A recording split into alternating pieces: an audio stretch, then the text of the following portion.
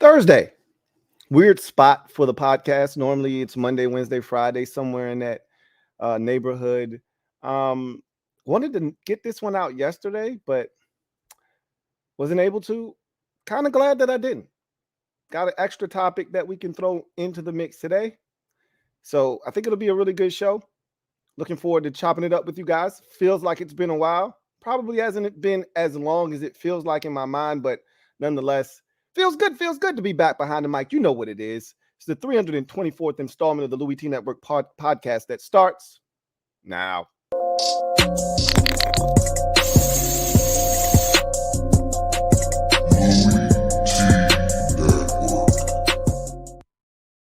Who else could it be but me, your man, Louie T? Welcome to the 324th installment of the Louie T Network podcast. I, of course, am your set man, Louie T. Thank you for joining me here on this Thursday afternoon. The weather has been great this week. Feels like we're actually transitioning right into spring. The pollen I can do without, but I don't have allergies. But you know what? I know a lot of you are younger who watch this podcast. Getting older sucks because there's a lot of things that don't affect you when you're a kid that as you get older, you start to notice, like, didn't really have a problem drinking milk as a kid, right? You get older. I'm not a big milk guy anyway, but you get older and all of a sudden, milk 3 days in a row and all of a sudden you got gas and you're like, what the hell's going on? Or I've got people that I know been eating gluten all their life. All of a sudden now they're gluten intolerant. Right? Like, where the hell did this come from? I don't know. I've never had issue with pollen. All of a sudden now you go outside, it's a heavy pollen day, and now the nose is running. I don't have that issue, but I know people who have developed that issue. I know one thing is for certain. I am not as immune to pollen as I once was. There was a point in time where I didn't even smell it. It could be covering cars everywhere, and I didn't even notice that pollen was outside. Now I smell it, and if I smell too much of it, then I start to have the effects of someone who has allergies. So in any event, I just like that the weather's starting to change. And this has been a mild winter, to be honest with you. We got no snow whatsoever in my parts, my neck of the woods. But, I told you about some people that we met on the cruise that live in Utah, and we've been messaging back and forth, and they haven't had sun in probably over a month and a half since they've returned from their trip. It's been constant snow in Utah, and they said that they're going to get to the 60s this end of this week, and that'll be the first time that they've probably seen anything north of the 40s. So I'm glad I'm not dealing with that. It's been 80s all week long here, so I got no complaints. Looking forward to the summer. If this is any indication of where we're heading, this could be a really, really hot summer. But in any event, I digress. Let's get to the proceedings this evening. Let me just say this before we jump into the football talk that I want to get to. NBA playoffs right around the corner. This is shaping up to be one of the most intriguing NBA playoffs in quite some time. Now, the East, not so much. I think we all know it's ultimately going to come down to one of three teams, right? It's either going to be Milwaukee v. Boston or Milwaukee v. Philadelphia in the Eastern Conference Finals. I don't think there's another team out there since Brooklyn pretty much they blew up what they were, trying to build with KD and Kyrie. There's no other threat out East. It's those three teams, and that's a damn good three teams, right? Three of the better teams in the league. Boston, the Milwaukee Bucks have clinched the number one seed and the best record in the NBA this season, and the 76ers, who I think will feature the league's MVP in Joel Embiid. He's been putting up monster numbers. He's got to be averaging, north of 33 points this season. He just put up another 50 spot in a massive game against Milwaukee. That was a statement game. And so I think that's closed. Doc Rivers said it himself. The discussion is over. Okay, as far as I'm concerned, I agree. He's the league MVP this year, and out west is where all the fun is going to be, and it's going to be hell getting out of the West. The play-in is going to be fun and fascinating. You know, we're still trying to figure that shit out. Is Golden State going to be in the play-in? Is Golden State going to hold on to the 5 seed? Are they going to move up to hold on to the 6 seed? Are they going to move up to the 5 seed? They can't get any higher than that. There's whatever happens, there are going to be some juicy first round matchups in the West, and that's what's going to make the West crazy, right?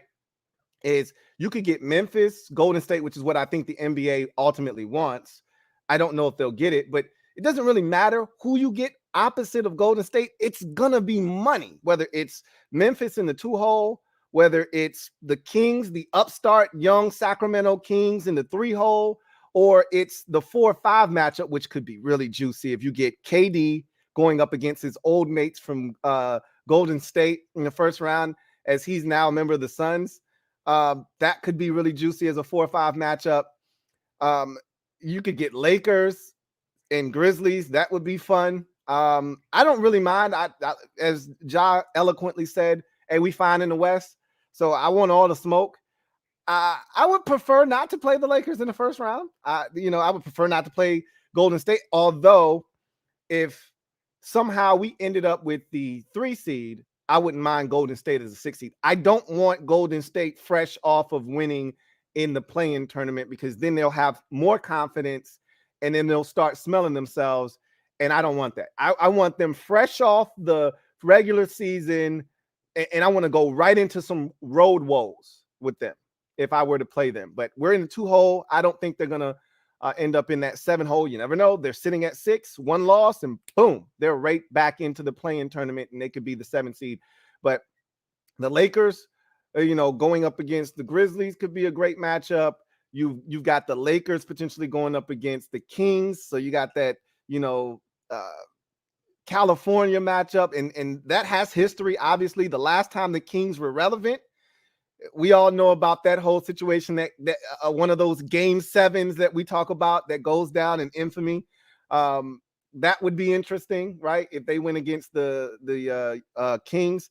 And then again, the last time the Lakers were in the playoffs, they were put out of the playoffs in the first round by the Phoenix Suns. So if they were able to exact a measure of revenge there, that would be interesting. I don't see them getting all the way to 5. After losing last night to the Clippers and losing that season series, it's hard for me to believe they can get all the way up to 5 from where they are now. But whatever happens, it's going to be good stuff. It's so crazy that the Mavericks, who acquired Kyrie Irving, they could not make the playoffs at all, not even the play-in. They're fighting for their lives as we speak right now. They got a big win last night against Sacramento. We'll see if Luka and Kyrie and company can will their way into the play-in, because once you get in, you've got a shot, but we'll see what happens. The Pelicans are very dangerous. They're a very dangerous team right now, and they still don't have Zion. And so the West is just wacky, man. It's nuts. The Clippers are dangerous. They don't have Paul George right now, but if they get him back, they've got depth. They've got frontline talent. They've got enough guys that can shoot the basketball. They've got potential to be a thorn in someone's side. The playoffs in the West, gonna be crazy. It's gonna be a lot of fun. Whatever happens, I digress. Baseball season is kicked off. My team is doing what I expected them to do. I kind of like how things are going right now, because the rest of the division kind of struggling right now. The Phillies absolutely stink, and I love it. The Mets are struggling. We know the Marlins are garbage, and we know the Nats are one of the worst teams in baseball. And so we've jumped out to a 5-1 start to the season. Doesn't matter how you start, it's how you finish. And so we'll see how this goes. But I think we're one of the better teams in baseball. We're proving that early on. I like the way things are going. Anyway, I digress once again, this time for reals. Let's get to the gem dropping session, shall we?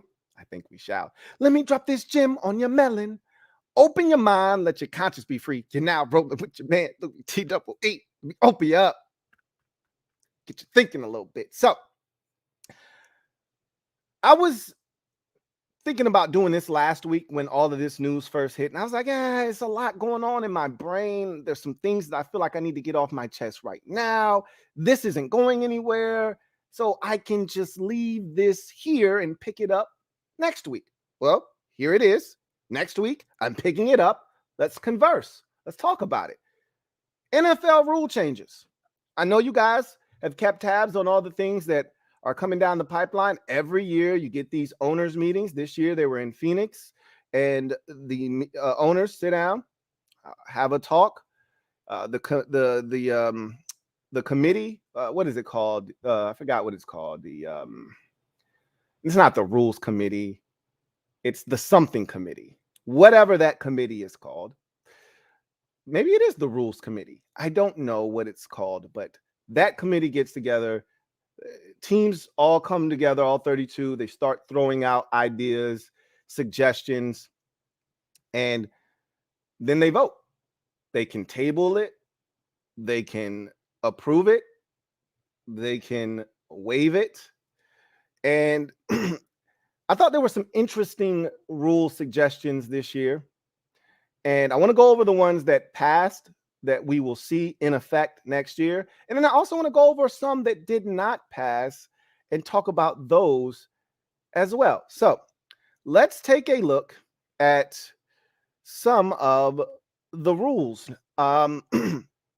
So the first one that everyone was talking about, and this is a continuation of the relaxation of some of the rules the NFL has had in place for years that really doesn't make any sense. The NFL was once known as the No Fun League, which is what people said the NFL stood for. And I think they're starting to relax some of the things that have made it the No Fun League.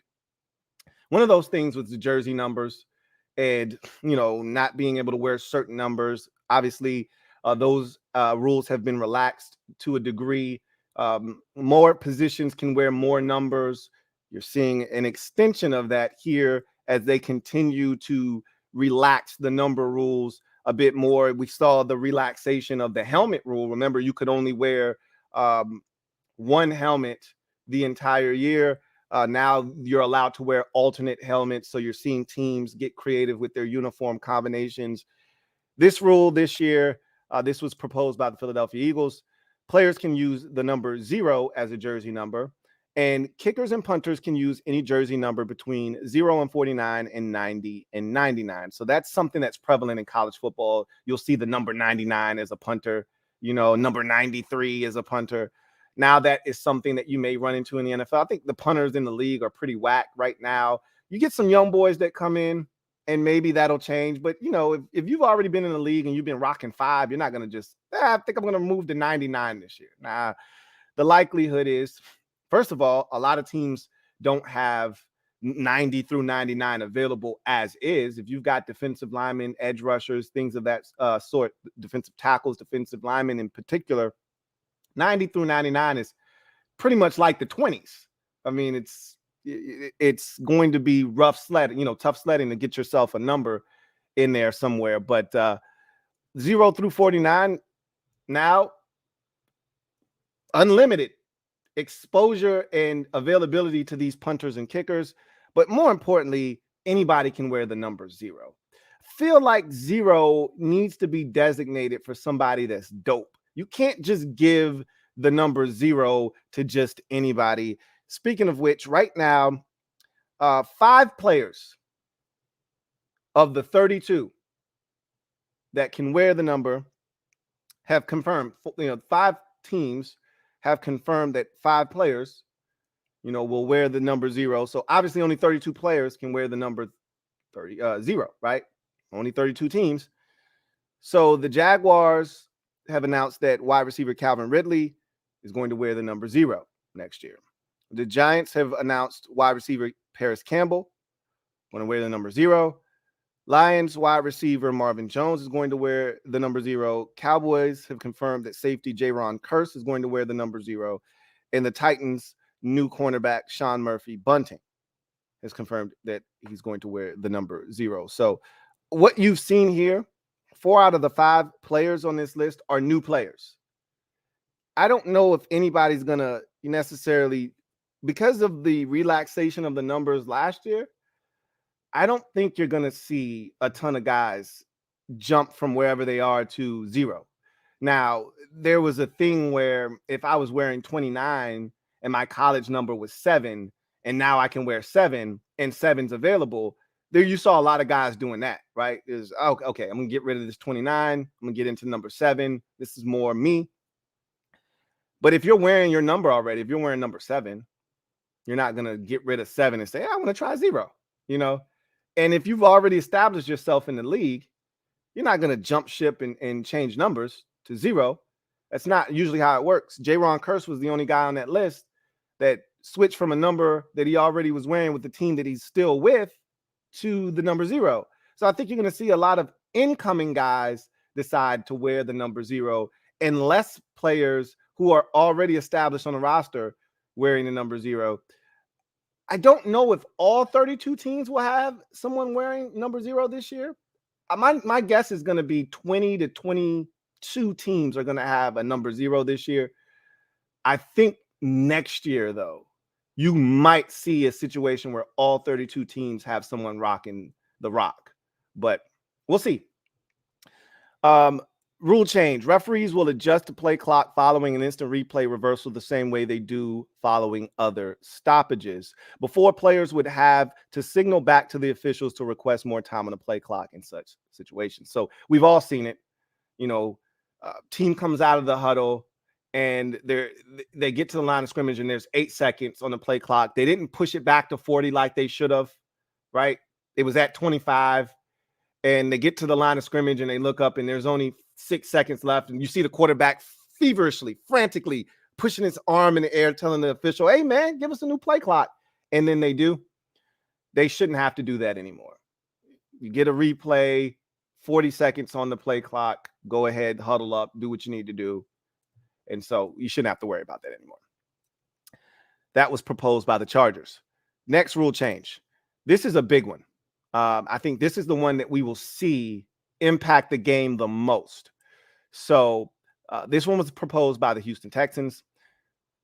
The rule change is as follows. The replay official can automatically review a close play on a failed 4th down attempt.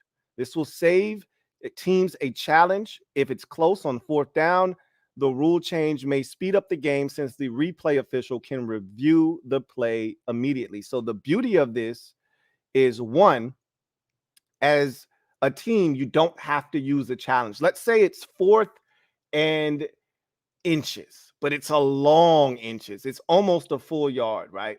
But it's 4th and inches. It's not quite a yard, but it's a big chunk of inches, right? You're like, that's a little bit more comfortable, a little bit more than I'm comfortable with for a quarterback sneak, but they sneak it anyway. And they're marked short. But on the but you're thinking, hey, we think we got that. There was a second surge there. My guy's knees aren't down. I think you guys got the spot wrong here. Instead of having to use your challenge, now they can go in and take a look at it quickly. There doesn't need to be a challenge flag thrown. You don't need for a coach to have 5 or 6 replay looks at it from up above, for someone to buzz down to him, hey, you should throw the challenge flag. It can be done quickly within the rhythm of the game. A lot of times when it's a change of possession like that, they're going to commercial break anyway. So at the end of the day, I think that's going to be one that we see happen. And a lot of times what happens is we go to commercial break thinking that it's a, turnover on downs. We come back from the commercial break and we find out that it was reviewed and that the team won the challenge, and now they've been awarded the football back, and it's a fresh set of downs. Instead of having to go to that commercial break, now we can have that replay official say, hey, he got the first down, respot the football, and let's keep playing ball. Let's not go to commercial break right now. So I think that's something that will speed up that process, and I think you're going to see that in a lot more football games than any of these other changes to the game that we're going to talk about. That was proposed by the Houston Texans. This one, competition committee. That's what this group is called. I knew it wasn't the rules committee. People call it the rules committee, but the official name, the one that I was trying to think of, is the competition committee. And this rule was proposed by the competition committee. A launch, which is a personal foul, 15-yard penalty, is now if a player leaves one or both feet to make a tackle. I don't like this rule. I think this can be interpreted really poorly. I think interpretation is key. When you start giving officials latitude to make judgment calls, this is when we start to get ourselves into trouble. What they're trying to do with this rule is make it more black and white, but you're not. Because to me, there are going to be times where players leave their feet to make a tackle. And it's unfortunate when it ends up being a situation where someone gets hurt.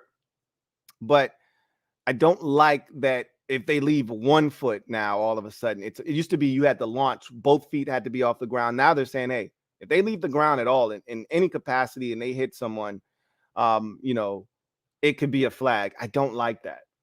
Because now you're telling me by the letter of the law, that's actually a penalty. I don't want to hear that shit, because we can all watch the game. We're all watching what's going on, and we can tell what should or shouldn't be a penalty.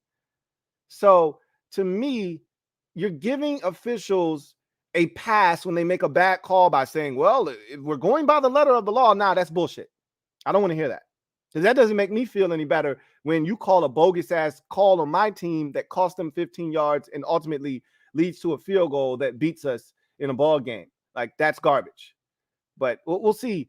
I don't like to make too much of a lot of these changes to penalty calls, because how many times have we seen the helmet on the offensive player, lowering his helmet down? We see it all the time where players on the offensive side of football lower the crown of their helmet and engage a defensive player. How many times have we seen that call? Remember when they first put that in and they were throwing flags like crazy in the preseason? They do that every time when they put a new rule in. They have the officials over officiate it in the preseason. Everybody goes crazy. You get to the regular season and you rarely see it thrown. I think that's what we're going to see with this. I wouldn't be shocked. We get to the preseason, everybody's up in arms about, oh my God, did you see this ridiculous launch call that these officials are making? We get to the regular season and you may see 3 or 4 of them that impact the game, but you won't really see many that hurt the outcome of a game. Anyway, I digressed. Here's another one proposed by the competition committee. If a player is called for tripping, the penalty will result in a 15-yard penalty and an automatic first down. Obviously, if it's 15 yards, it's an automatic first down. I don't love it, but I get it. Tripping is a non-football act. It's not an act common to the game. If you're tripping someone, you're doing it intentionally. So I get the want to make it 15 yards. Why couldn't you just leave it at 10 and make it an automatic first down? 15-yard penalties are so big, because think about it in this context. The football field is 100 yards. A 15-yard penalty is damn near a fifth, okay, of the field. It's damn near 20%. Roughly, it's like 17% of the field, 15 yards is. That's a lot of real estate you're giving up on one penalty. So if I can limit the amount of 15-yard penalties that occur in a game, I'm looking to do that. The 10-yard tripping was fine. If you wanted to make this a more punishable offense, just make it an automatic first down. I don't think it used to be an automatic first down. It was just a 10-yard penalty. If it was 3rd and 17 and you tripped somebody, it would be 4th and 7. Or 3rd and 7 if that team accepted the penalty. They get another crack at it on 3rd down. Just make it a automatic first down now instead of 15 yards. But to each its own. It's now a 15-yard penalty, and it is an automatic first down. Another competition committee proposal that went through, handing the football forward a penalty like an illegal forward pass. So this penalty will essentially penalize teams handing off the football forward on a read option, for example, or any other running play, a penalty. Handoffs will have to be made next to or behind the quarterback, not in front of. So what they're trying to do here is essentially curtail what you see a lot of in college football, which is this late mesh point. Some of these teams in college have these slow, long developing mesh points where they really are trying to get the defense to commit before they let the football go. And the running back can literally be a yard in front of the quarterback before the quarterback finally lets the football go. You rarely see it be that egregious in the NFL, but it's getting to the point where these RPOs and these read option plays are becoming so impactful that they're trying to curtail them just a bit, at least balance and equal out the playing field with them. So instead of a guy being able to put that ball in the belly of a back on read option and get to that mesh point and hold it longer, and that running back is, a half yard in front of him before he decides to pull it out. Now that defensive end comes crashing down, quarterback pulls it out. You give that defensive end more of a fighting chance when that quarterback has to make a decision when the running back is even with him instead of being a half yard in front of him. You see what I'm saying? So I get the intent of this rule. You also see this on those fake, pass delay draws on like 3rd and 13, where a quarterback drops back, fakes a pass, or he just drops back, looks, and then he just hands it off to the running back. A lot of times those backs are like a half step in front of them when they do that, because they're trying to get the defense to think it's a pass, kind of get back into coverage, and then you hand it off and see if you can't pop one, get a guard up to the second level to a backer, and all of a sudden on 3rd and 13, you spring it for 15 yards in the first down. They're trying to eliminate a lot of that stuff. So I get it. I don't know if we'll see this have as big of an impact as I think it could. In my mind, I'm thinking it's going to impact some of these read option teams. I want to see how aggressively they officiate this, because teams that run a ton of read option, more specifically a ton of RPO, i.e. the Philadelphia Eagles in particular, I wonder if teams like that are going to be heavily scrutinized with this, or if it's something that they, took a look at, decided to put the rule in there, but aren't really going to enforce all that often. We'll see. Personally, I don't have a preference. If they call it, cool. If they don't, whatever. I'm not going to be looking for it. Hey, he was in front of the quarterback. I'm not going to be screaming that. Even though if a team is killing us with it, my favorite team with it, I would like them to call it and enforce it, but I'm not going to be looking for it. I'm not going to be checking for it. Let it happen to my team, though. You better call it on the other side as well. That's all I ever ask for as a fan in any sport. It's just call it both ways. If you're an umpire, you got a high strike zone. All right, high strike zone for both teams. You're giving the outside corner of the plate, you're giving that blackout. Okay, long as both teams have to deal with that, I'm fine, right? NBA, same thing. You got a whistle, fine. If it's a quick whistle, fine. As long as both teams are dealing with that quick whistle, I'm good. All right.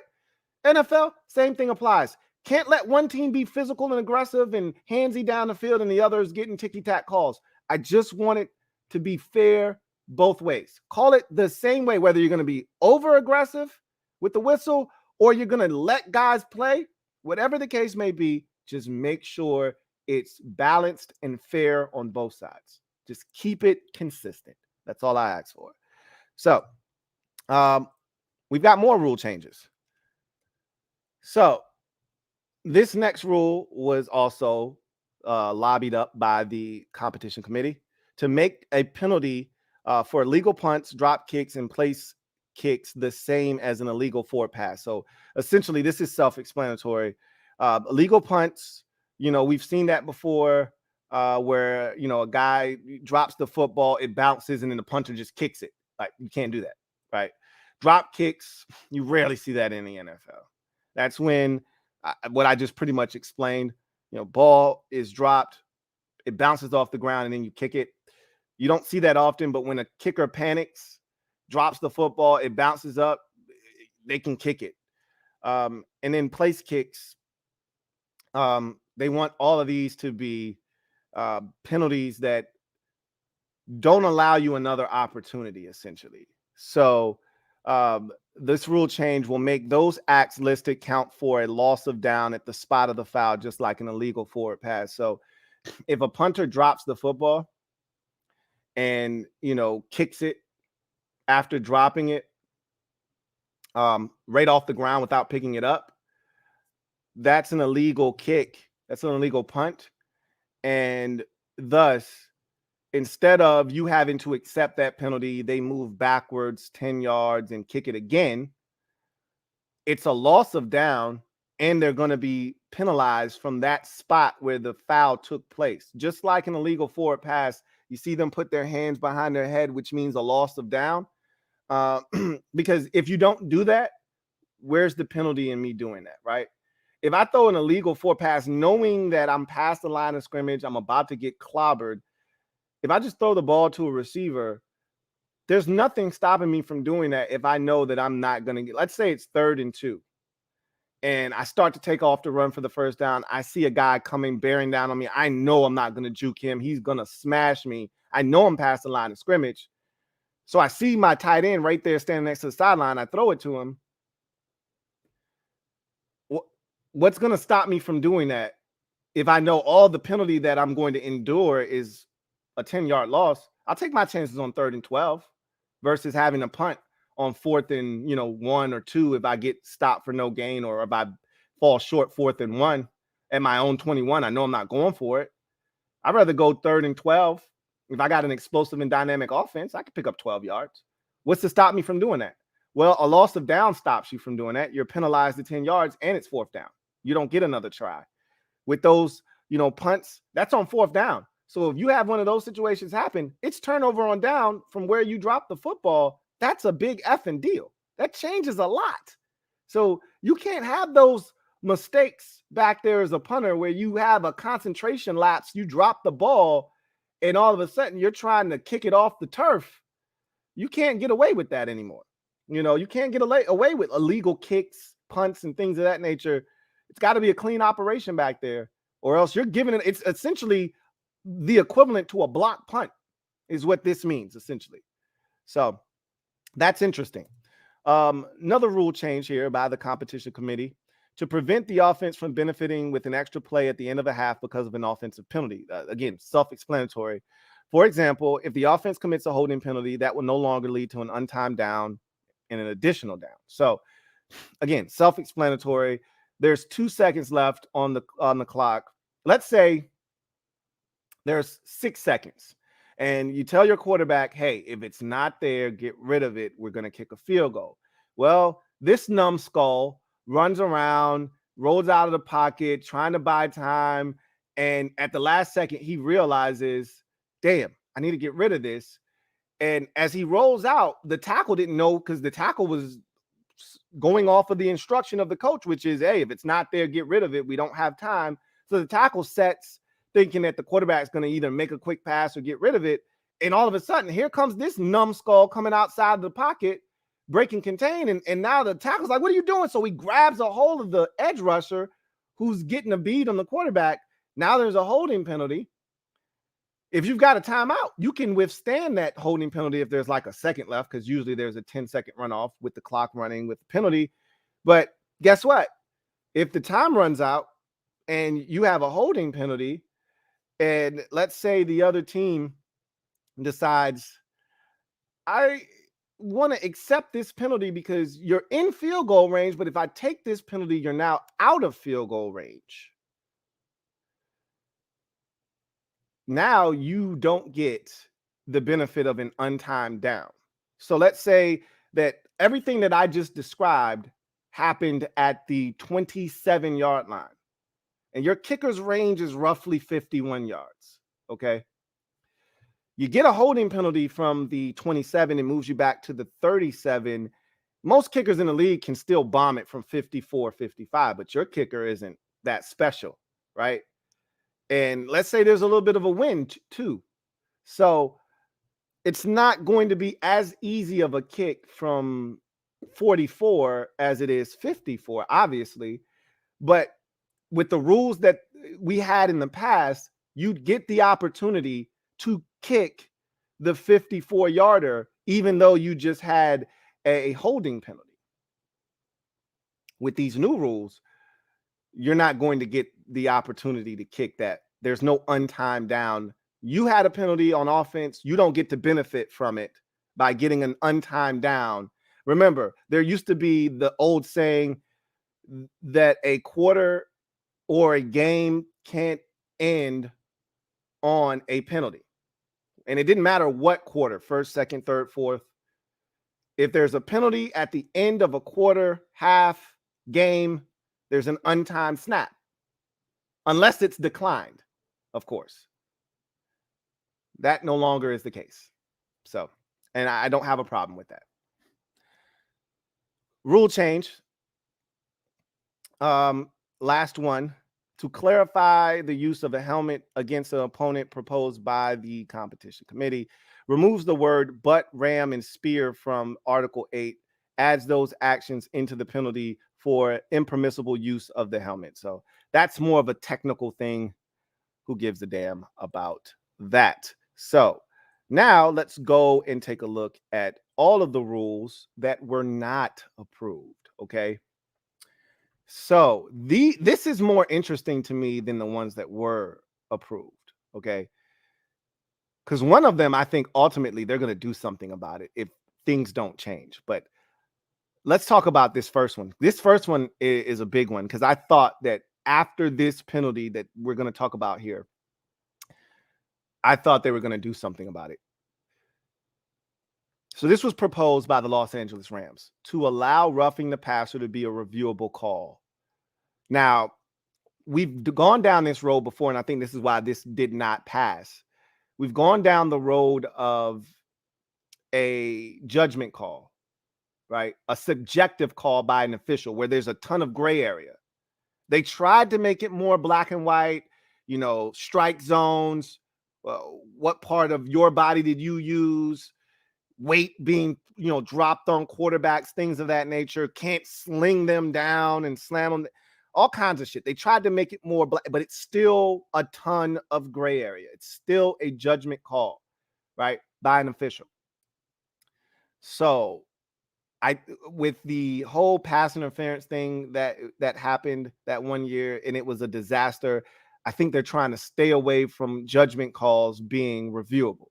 That said, last season, referees appeared to call roughing the passer penalties on some plays that appeared to be normal quarterback hits or sacks. For example, Atlanta Falcons defensive tackle Grady Jarrett's roughing the passer penalty on Tom Brady. Atlanta needed one last stop to get the ball back under 2 minutes remaining in a one-possession game.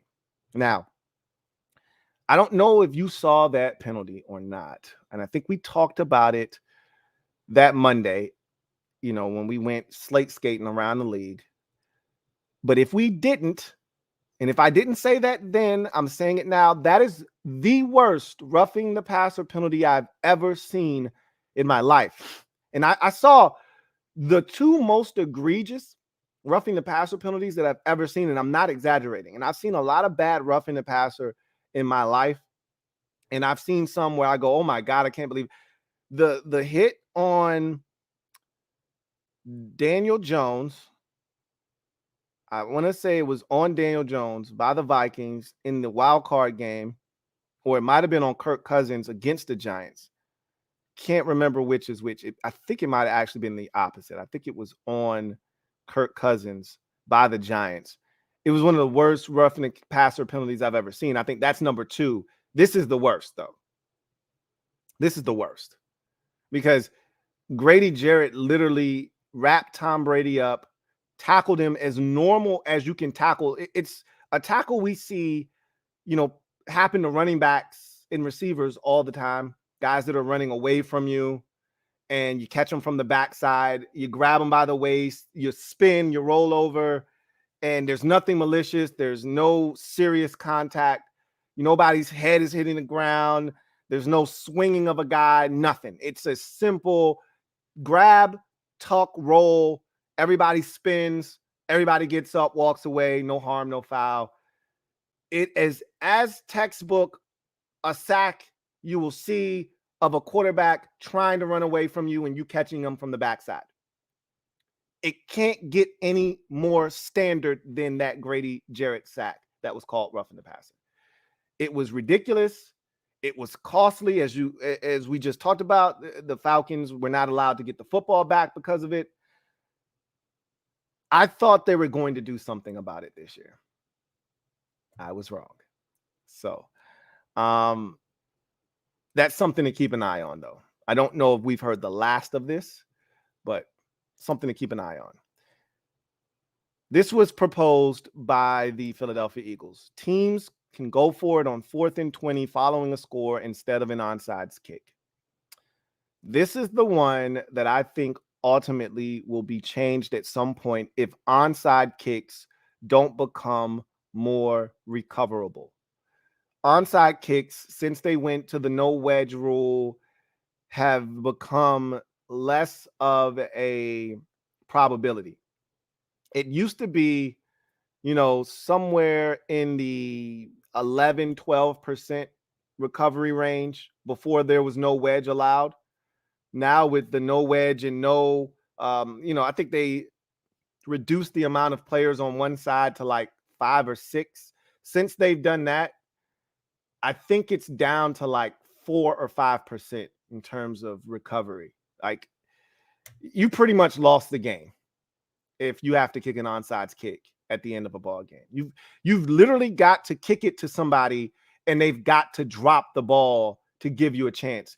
If you kick it cleanly, even if it takes great hops, as long as the guy on the other side fielding the kick is able to corral the football, you're not going to recover it. There's no chance with the way that it's set up now because of safety precautions. So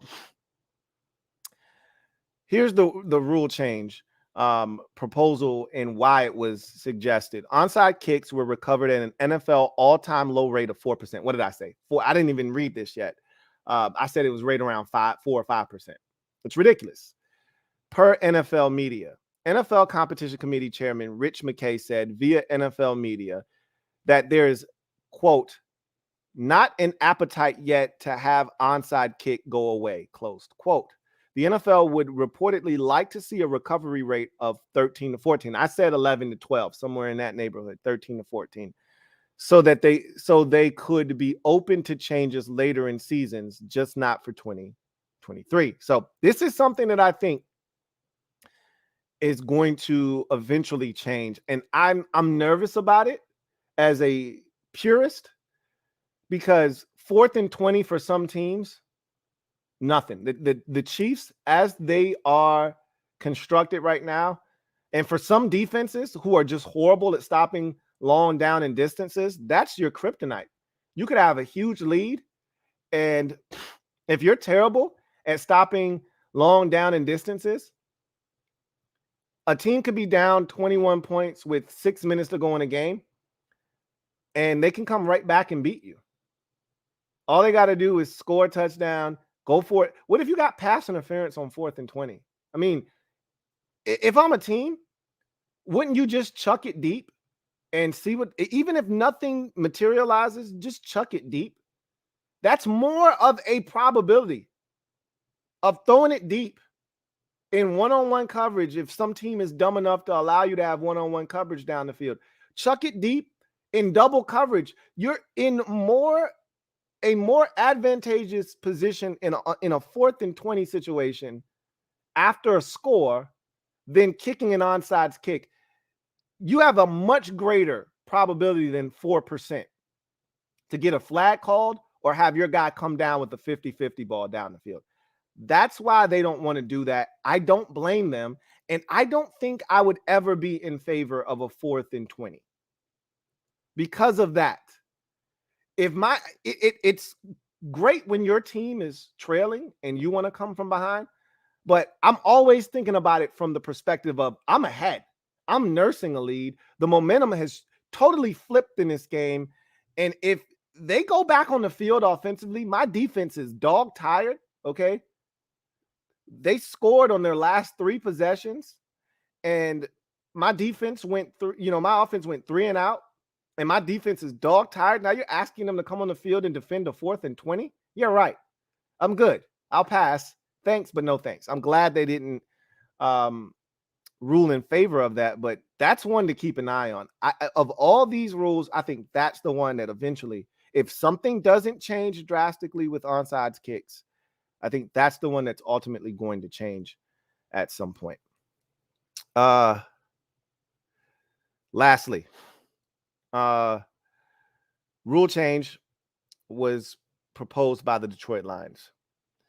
3rd game day quarterback roster spot rule revival. So per the NFL.com, the 3rd quarterback rule came to life in 1991, and it gave teams an emergency passer who didn't count towards the 45-man game day roster.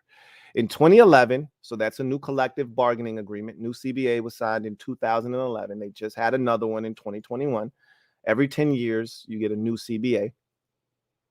Owners and players agreed to expand game day rosters from 45 to 46, which eliminated the extra spot that wasn't, taken up by a quarterback. Essentially, they said, hey, we're going to give you an extra roster spot. You can do with it what you please, because the essence of that rule was we're giving you a 46th roster spot so that you can use it on an emergency quarterback. But you know what teams are going to do, right? Yeah, that's what it's for, but you're going to bypass that emergency quarterback because you're thinking, I only need 2, right? I should be fine. I should need a 3rd quarterback.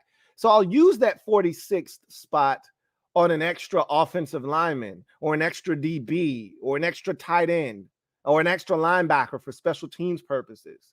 Or, man, we're really hurting at wide receiver. I'll use it on an extra receiver this week. So obviously it was put in for an extra quarterback, but teams are going to abuse that. They're going to use it to their advantage. So what the NFL was essentially, or the Detroit Lions rather, were proposing is like, look, man, we've already adapted and adjusted to the extra roster spot that you gave us. We're not using that on a quarterback. We got other shit we can use that on. Just give us another spot that we can't use for anything else but an emergency quarterback, just like you used to have. That way we can't manipulate the system and try to use that for an extra guard. We have to use it for a quarterback, and we will every week because it doesn't hurt us to have an extra emergency quarterback. The league's like, nah, it's good the way it is. That's your choice. We gave you the extra spot. You can either use it on a 3rd quarterback, or you can use it on a guard, or you can use it on an extra receiver, a linebacker, or tight end. That's your choice. But we gave you the option. The details of this change meant if an NFL team wanted to carry a 3rd quarterback on game day, their inclusion in uniform would count towards game day roster spots. So the NFL said, nah, y'all good. If you want a 3rd quarterback, use one of your roster spots. We gave you a spot for that specifically. What you do with it, that's on you. And then the explanation here is the San Francisco 49ers could have desperately used a 3rd quarterback in their NFC Championship game loss at the Philadelphia Eagles, in which 3rd-string quarterback Brock Purdy and 4th-string quarterback Josh Johnson both suffered injuries. The 49ers were already without injured quarterbacks Trey Lance and Jimmy Garoppolo at the time. With this rule brought back, they could have had one more quarterback in uniform. They could have had another quarterback if they so choose to do so, but they would have had to use a roster spot to do it. They didn't feel like they needed to do that. Thus, they didn't. Obviously, it came back to bite them in the ass. But most teams are going to bet on themselves that, hey, what's the likelihood that both of the quarterbacks that we have dressed today are going to get injured? It's not likely. It's rare that we see that happen, specifically in a playoff game. It's even more rare that it occurs that way, but it did. So anyway, I digress. So those are your rule changes and the ones that didn't make the that ended up on the cutting room floor. But I will tell you this much.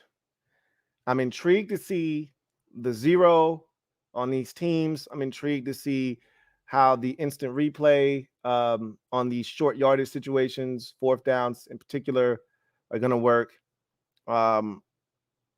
Everything else I think is going to be, And, the whole launching thing, I expect them to come down hard in the preseason. I'll be disappointed if it's something that they really, truly implement in the regular season, though. So, anyway, I digress. Let's get to social media maneuvers. Y'all know how this works. I'm a midday marauder. If you're out there, you want your comment read, use the hashtag LouieTLive to have your comment read on the air.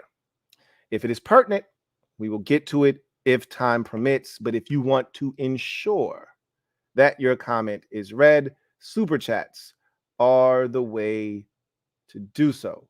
That being said, let's see what you guys have to say. I just want to throw this out first before we get to any comments.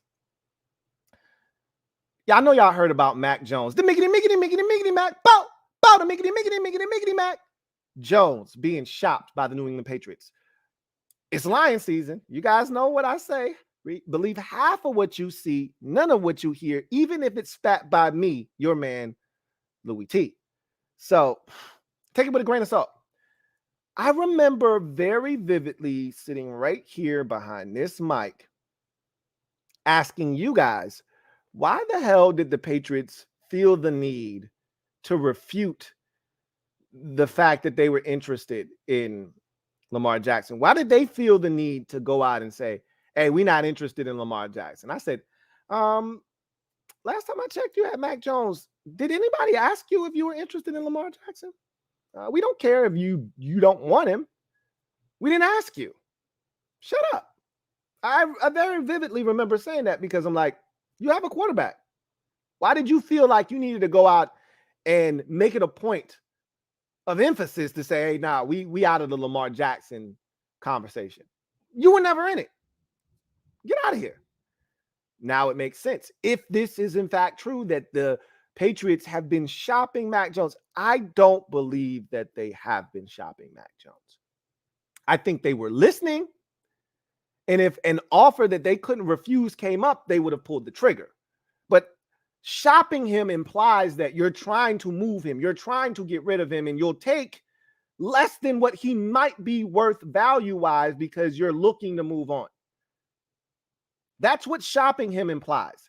Shopping usually means if I can't find a suitor, I'm going to cut him.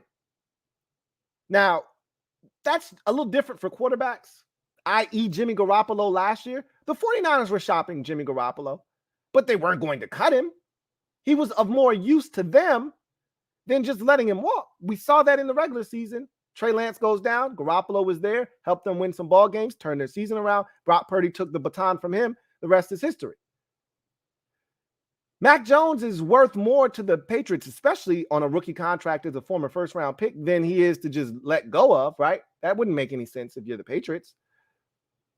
But shopping him implies that we're done with him. The 49ers were done with Jimmy Garoppolo. They just needed, if not for shoulder surgery, Jimmy Garoppolo would have been traded last offseason. Shoulder surgery complicated things. Nobody was interested in waiting on Jimmy Garoppolo to heal, so everybody made their moves, and by the time he was ready to go, everybody had a quarterback in place. The 49ers just had to sit tight. But they were done with Jimmy. Shopping implies I'm done. Listening implies I'm not done, but for the right price, I can be. That's what I think the Patriots were doing, because I talked about this already. I told you guys when Mac Jones was coming out in that 2021 draft class, I said, he's a bit of a head case.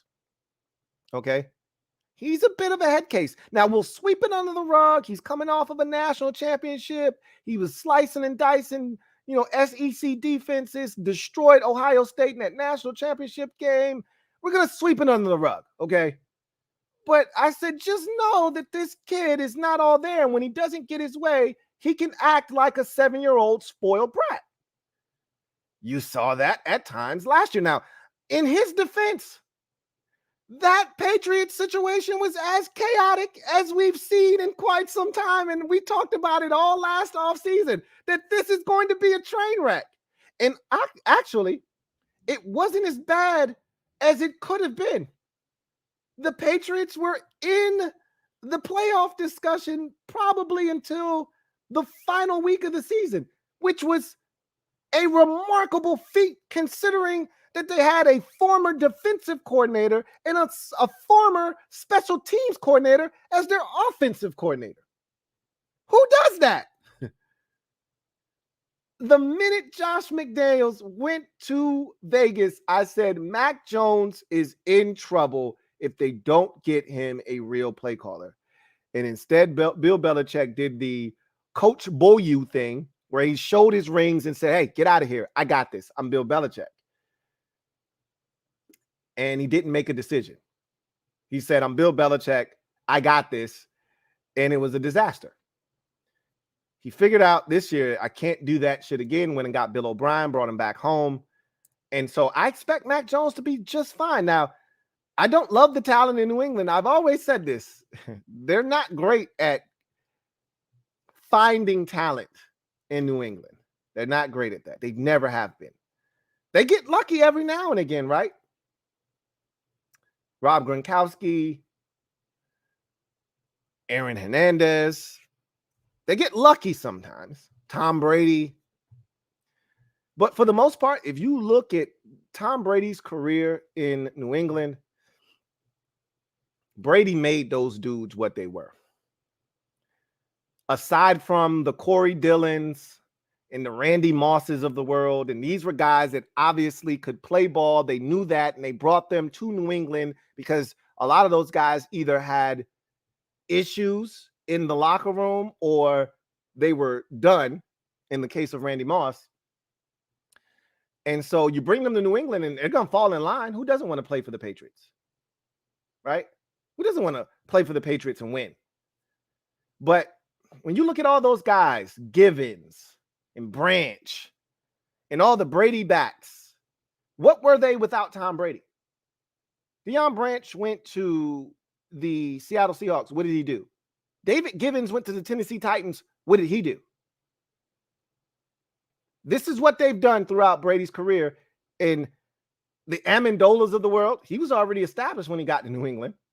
Wes Welker, already established in Miami when he got to New England. They're good at finding players that are good somewhere else and bringing them to New England and making them better. They're not good at finding guys. And now it doesn't work as good when you don't have Tom Brady. So you can go get Nelson Aguilar. He's just Nelson Aguilar without Tom Brady. He doesn't turn into Nelson Aguilar plus. He doesn't turn into Nelson Aguilar plus. You can go get Hunter Henry. I thought Hunter Henry was going to be really good. You can go get Jonnu Smith. I thought Jonnu Smith was going to be really good for them. But they don't turn into Hunter Henry and Jonnu Smith plus without Tom Brady. It's just Jonnu Smith and Hunter Henry. Oops, made a mistake. They got a lot of dudes. They went and got a lot of stuff. None of it is different. And then he had a nerve to let Jacoby Myers walk. As if they had it like that. We'll see what happens with Mac Jones. I don't think he's going anywhere. But I'll say this. Shit just got more interesting. Because I've been sitting here and I still contend, and I'm going to say this until we get to the draft, and I'm proven wrong, somebody's coming up to number 3 for a quarterback. The first 3 picks of this draft will be quarterback. Bing, bang, boom. Arizona is getting out of 3, and they're coming out of there, and somebody's coming up to get a quarterback in front of Indianapolis. Unless the Colts finally get off of their ass and move up a pick to ensure that nobody jumps them to get the quarterback that they want, whether it's Levis or it's Richardson. Because I don't think either one of them are going 1 or 2. But with that said, I've contended all along that Indianapolis is going to be the odd team out. And what are you going to do? What are you going to do? Are you going to draft Hendon Hooker? You're going to trade back into the first round to get him? That's what you're going to have to do. I'm telling you, he's going in the first round. This is what happens to quarterbacks. They don't get pushed down in good drafts. They get pushed up in good drafts. Bad quarterback draft, they get pushed down. Good quarterback draft, they get pushed up. Hitting the hooker's not going to be there in the second round. You want him, you're going to have to take him in the first round. And you're not going to do it at 4. Now, are you? Probably not. Probably not. So, I'm thinking to myself, oh, you must have something up your sleeve. You going to get Lamar? That what you're going to do? You going to get Lamar? Like, that's your backup plan in case you don't get a quarterback in the draft? Because, again, nobody has to move on Lamar. I've made this point already on the podcast numerous times. Nobody has to move on Lamar as we sit here today because I might get something in the draft. So I don't have to do anything right now. If I'm Tennessee, if I'm Indy, if I'm one of these teams that could use an upgrade at the quarterback position, I don't have to do a damn thing right now because I might get my guy in the draft. But if I don't, then I can go get Lamar. That's a pretty hefty price. And again, I think the Ravens are going to match anything that someone puts in front of Lamar Jackson. That was their plan all along. They just didn't want to pay a red cent more than they had to. That's what I think is ultimately going to happen. But now with this Mac Jones situation, all right, this Mac Jones angle and storyline, this narrative entering the discussion, all of a sudden now, Indy makes a lot more sense because they don't have to do anything. They don't. And that's an Indy move. That's such an Indy move, right? Go trade for a quarterback. Don't actually draft your own guy. That's such an Indianapolis Colts move, right? Mac Jones would fit perfectly in Indy. Now, Shane Steichen, after what we saw him do with Jalen Hurts, you'd think he'd want a mobile quarterback, which is why an Anthony Richardson, and I'm seeing this a lot more now, makes a lot of sense to the Colts, which is why they haven't done anything. Because in their mind, they're saying, he ain't going 1. He could go 2 to the Texans, but he ain't going 2. Somebody going to come up in front of us in 3 and take him? If they do, we'll just take Levis. If the Colts don't have a preference, obviously they would prefer Stroud or Young. That ship is sailed. They had their chance to go to number 1. They turned it down. So obviously the preference would have been one of those 2 guys. But if they don't have a preference between Levis or Richardson, they're cool with both, then you could just sit at 4. One of them will be there. You're guaranteed to get your hands on one of those guys. Levis isn't going 1 or 2. Richardson could. Okay. Levis isn't. Richardson could go 2. The Panthers didn't trade up all the way to 1 to take Anthony Richardson. They didn't do that. But the Texans, they can do whatever the hell they want to do. They could take Anthony Richardson. They went out and got Case Keenum. They're cool. They're like, hey, Richardson can sit for a year. Keenum can start. We can work the young fella in eventually. They can do whatever the hell. They're the Texans. They suck. They don't have a timeline. They just hired their coach this year. There's no rush. Levis isn't going 1 or 2. Richardson could go 2. That's a dream scenario for the Colts. A dream scenario would be Stroud goes 1, Levis goes 2, and now you got your pick essentially between, Bryce Young and Anthony Richardson, because I know the Colts love both of the. Well, I know the Colts love Bryce Young, and I think their coordinator says I can do some things with Anthony Richardson, but this adds another layer to that Colts discussion, because if somebody jumps in front of them at 3 and say they come to get Anthony Richardson, because that's what the hype is right now, Colts want Anthony Richardson, and the Colts are like, nah, we really lukewarm on Will Levis. We good. We'll pass. Mac Jones is an option, right? Or, and you don't see this in the NFL. You see this in the NBA all the time.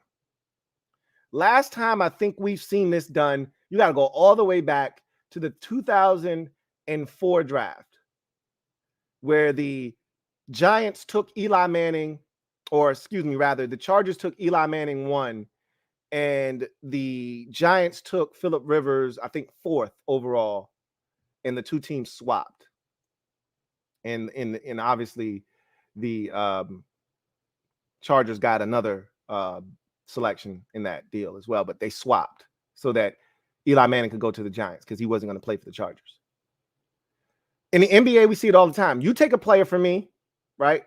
We make a deal and we'll swap. You grab the guy for me. I'll grab the guy that you want back here, and I'll throw in, some sweetener in the deal, make it good for you. Or you just take the player that I want. We make the swap. You get my first round pick this year, and then I'll throw on a first rounder in 2029, or I'll throw in two second rounders this year and another one next year. You see it all the time in the NBA. Rarely do you see it in the NFL. But what if the Patriots say, hey, at 4, do me a favor. Grab Will Levis for me at 4. I'm going to trade you Mac Jones, and I'm going to give you my pick in the first round. Go ahead, grab Levis for me while you up there, right? I mean, theoretically, you could just, this is what you see in the NFL. Theoretically, you just trade Mac Jones and the 14th pick in the draft to get all the way up to number 4. Colts move back to 14. They have Mac Jones. Now they can draft him a receiver. Everybody's happy, right? Or they could just say, you take Will Levis at 4, and then after you take him, we'll make the switch. Rarely happens in the NFL. Normally, you just make the trade, and then you select the guy yourself. So, hey, I'll give you Mac Jones and the 14th pick for the number 4 pick. Just something to think about. I don't think anything's going to happen here. I don't think there's any smoke here. I just thought I'd throw that out there. Anyway, I digress. Let's get to the comment section. Got a super chat here. This one is from Hunter95804. Thank you for the super chat. Greatly appreciate you. Thank you for being a member of the MOBB, who writes, hope all is well, Lou. Don't get to see you live often, but always watch the next morning. Really appreciate your dedication to letting us know what's up. Really appreciate your dedication to continuing to watch, whether you catch it live or on playback. I truly do appreciate you. Thank you so much for the support. All right. Let's see what we got. Mike says, did you catch Jason Wright's interview? There were some interesting things he said. No, I didn't catch it. I've seen tidbits that have been making their rounds on social media, the answer that he had to the selling of the organization, that type of stuff. But Jason Wright doesn't handle anything on the football side. So I honestly, I'm going to keep it above. I don't really give a shit. I don't. Because you know what I care about. I care about what's on the field. I care about them selling the team. I know that's happening already. So I don't have to worry about that anymore. So I really don't care. But if he had some interesting things to say, somebody will bring it to my attention. And if I deem it worthy, then maybe I'll go check it out. But haven't checked it out. And I don't think I intend on checking it out either. I must have said the Bucks that Joel Embiid dropped 50 on recently. It was the Celtics. Like it was like 10. He scored 52 points. It was more than half of his team's points. I think they scored 103, and he scored 52 points. More than half of his team's points. I think they beat him 103, 101. They beat Boston. I think I said Milwaukee. Thank you for cleaning that up. It was definitely Boston. Top tier dips. Thank you for the super chat. Greatly appreciate you. Top tier dips writes, hey Lou, been watching you for a while, but never say anything. LOL. It's nothing wrong with being a lurker, man. I told you I am a champion lurker, so I know what that's like. Keep up the great content. Appreciate you, man. How do you feel about DeMarvion Overshown? I know Washington's interested. I'm interested. He is exactly what they're looking for in that Buffalo nickel. He's a hybrid safety linebacker type. Not the biggest guy in the world at roughly 224 pounds or so. but he's an uber athlete. He flies around the football field. He's exactly what we're looking for if you're looking to add more speed to the defense. And one of those chess piece guys. Remember, I was a big proponent of a guy like Kaiser White when he was available from the Chargers, and I saw the Eagles give him pennies, and then he goes to the Cardinals. That's the kind of guy that you're looking to add. Same thing I said when Drew Tranquil was available. Another one of those hybrid former safety converted linebacker types.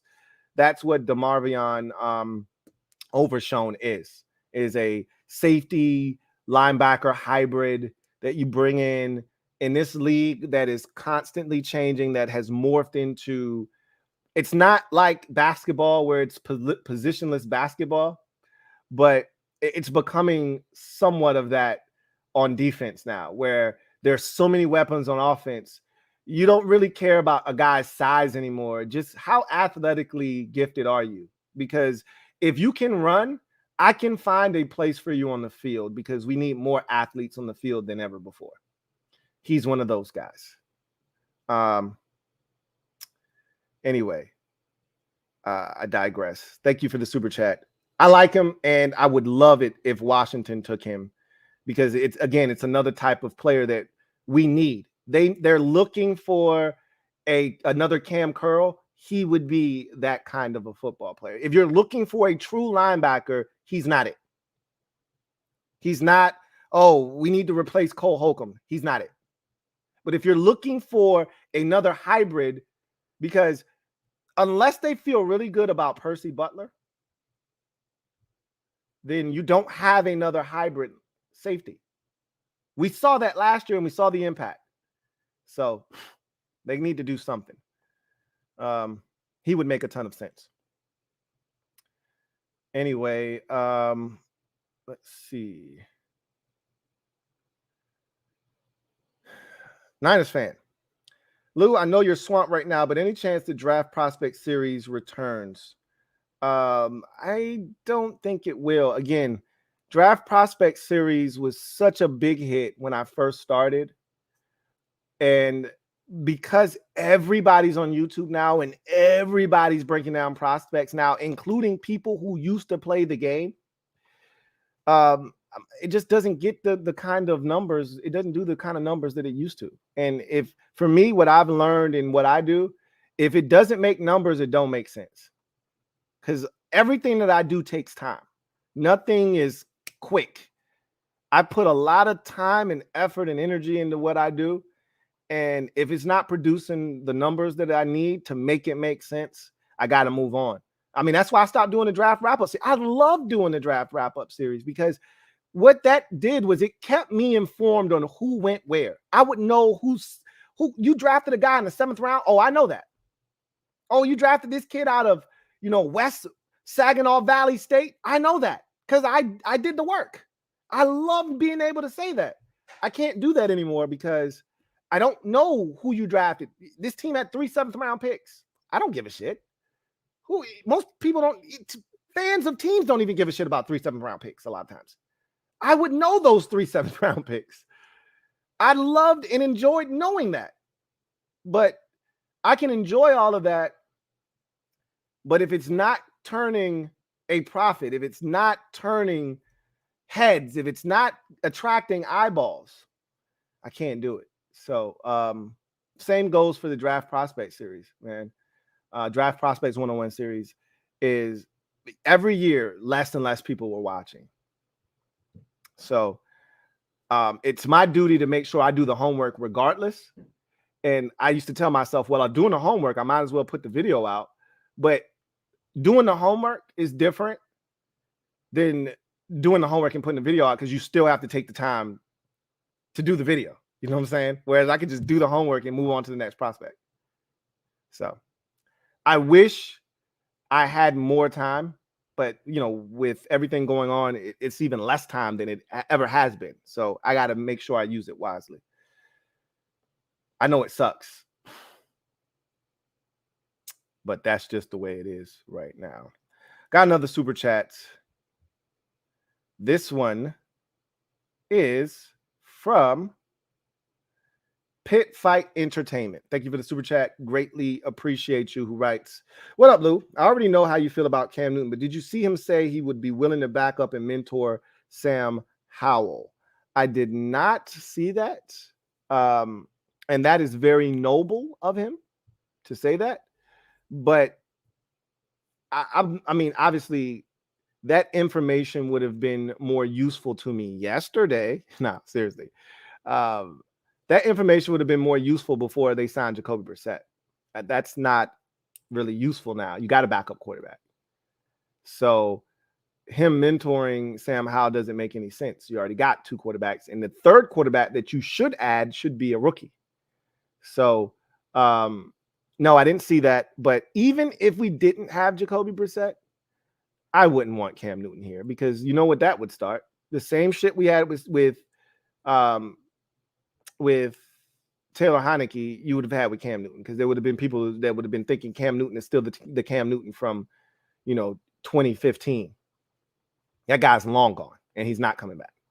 Okay, so yeah, I'm good on Cam, and I think Cameron's done in the league. But it's good to know that his pride hasn't gotten the best of him, and he would just like an opportunity to get back in the league. But trust me, a competitor like him, it's only a matter of time before he'd be thinking to himself, especially if Sam struggled, and there's going to be some growing pains with Sam. Sam's not going to just have every game be, this dramatic 317-yard performance with 3 touchdowns and no interceptions, or 367, 2 touchdowns, 1 interception.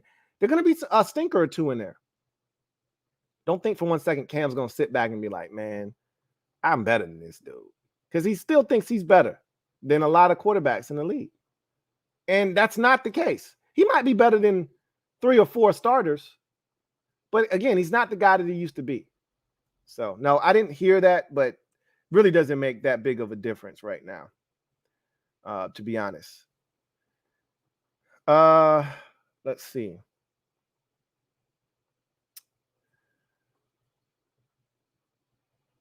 Red Wings 01 writes, "I'm glad the onside kick rule didn't pass. It works in the XFL because it's less talented, but I think NFL offense, especially teams like Kansas City, would be too successful and exploit it." Exactly my point.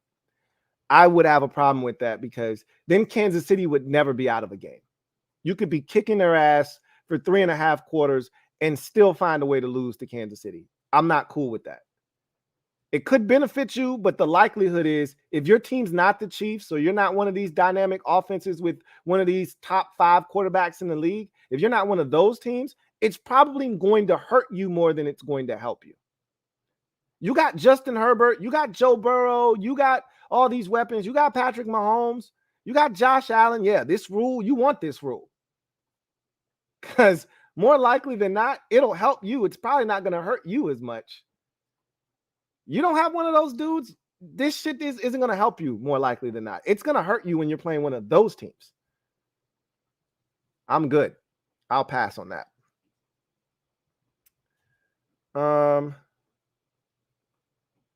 Let's see. Red Wing 01 writes, "How do you feel about Emmanuel Forbes in the second? I know he's a toothpick, but he's a perfect fit for our off-the-ball zone scheme, and he's got tremendous ball skills." You looking at him in the second round. They're looking at him in the first round. We'll talk more about that tonight, though.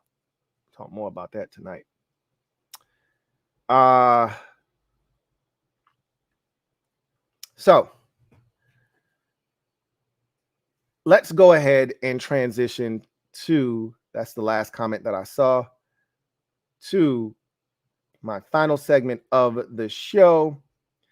And of course, garbage time. So I'm pretty sure most of you have heard of the Tyreek Hill comments today. If you haven't, I will paraphrase roughly what he said.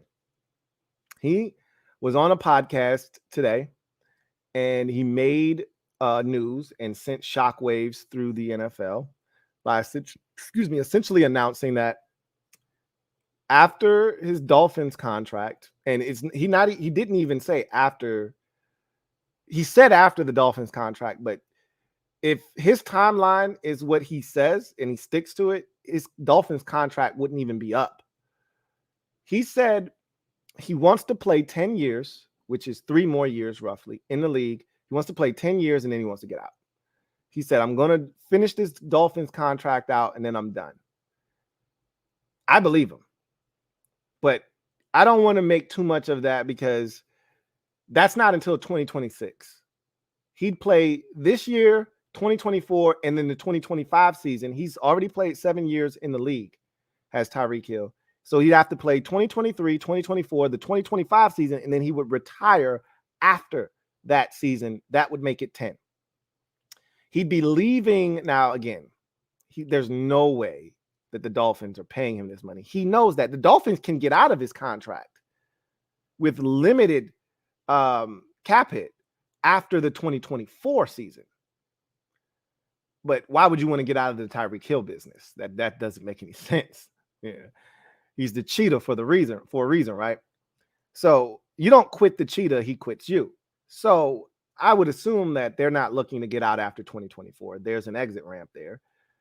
And that he could then leave after 2025. Now, here's the thing. After 2025, there's 1 more year left on the deal in 2026, and then he would become an unrestricted free agent. That final year is $43 million. Is he going to walk away from that? The Dolphins probably aren't going to pay him $43 million in 1 year. He's not a quarterback. I get it. I take him on his word, but that's not what I want to talk about. That's not what I want to talk about. Here's what I want to ask you. Here's the more provocative question. If Tyreek Hill retired today, is he a Hall of Famer? Leave it in the comment section. If Tyreek Hill retired today, if instead of him saying, I'm going to retire in 3 years, I'm done with football right now. I've got all these ventures off the field. Tyreek Hill's a lot smarter than you guys think. He's very talented, but he's also very smart. And he gets this shit, especially the YouTube and all that. He gets all of that shit. If he said, I got all these ventures that I'm working on, he just talked about working on a video game venture and things of that nature. He said, I got a lot of shit I'm cooking up, man. I'm done. Is he a Hall of Famer right now?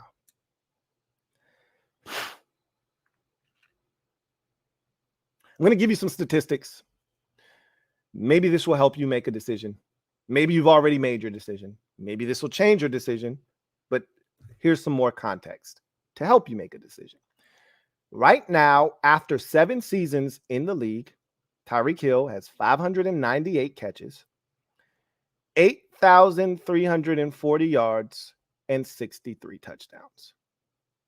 Now, I'll say this. I have a problem with the yardage, but for the amount of catches, the yardage that he has is insane.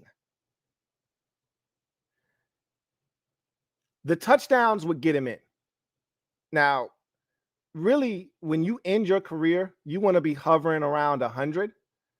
But there are dudes in the Hall of Fame right now with roughly 60 touchdowns.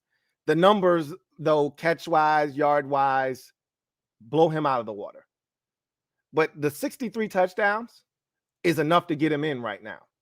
But comparing him to guys like Torrey Holt and Isaac Bruce and Terrell Owens, these are some of the guys who have gotten in recently. He's not even close. Terrell Owens, for greater context, I think he has like 153 touchdown catches or something crazy like that. Okay. I mean, he's not even close. Here's where things get interesting for me, though. So I've given you the receiving numbers. Tyreek Hill has 100 carries for 751 yards and 7 touchdowns. Now, that's right now. If he were to play 3 more years, as he says, now the Dolphins really didn't give him the football as a running back, or, in a running capacity like the Chiefs used to do all the time. So his rushing numbers were the lowest of his career last year, but his receiving totals were the highest of his career last season. So there's a give and take. I'd like to see him eclipse 1,000 yards rushing in his career. He's 250 yards away from that, roughly. 100 carries, 751 yards, and 7 more touchdowns. So add that into the 63. Now he's got 70 career touchdowns. Here's the thing that I was going to say. I don't think there's a receiver in the Hall of Fame right now with more rushing yards than Tyreek Hill. And I would even go a step further and say, and I can't confirm nor deny this, I could be flat out wrong. And you go back to the 60s with one of these receivers who used to also carry the rock, and there could be a guy in there with 1,200 yards rushing as a receiver. But I'm just going to take a stab in the dark and say there's no receiver in the Pro Football Hall of Fame that has 1,000 yards rushing. Tyreek Hill could be the first to do that. Now, he's not there yet. If he retired today, he wouldn't be. But I would go on record as saying he probably has the most rushing yards of any receiver in the Hall of Fame right now if he retired at 751. Then I got to add this in. He's got 4 career punt returns for touchdowns and 1 kickoff return in his career for touchdowns. So 5 total in the special teams department. So add that into his mix and his resume. Now he's got 75 career touchdowns, over 9,000 yards between rushing and receiving. And then if you add in the return yards, I'm pretty sure he's now over 10,000 all-purpose yards. Again, most receivers in the Hall of Fame aren't returning punts, kickoffs, running the ball.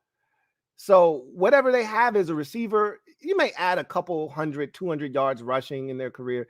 Most dudes aren't returning kicks and punts. Isaac Bruce, Torrey Holt, Randy Moss, those dudes aren't returning kicks and punts. Those dudes aren't running jet sweeps. They weren't doing that in their day.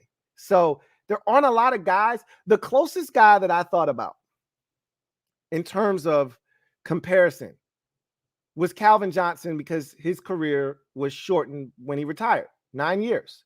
So I looked at his numbers, and it's not close. A lot more catches. Now, he played 9 years. This is only 7.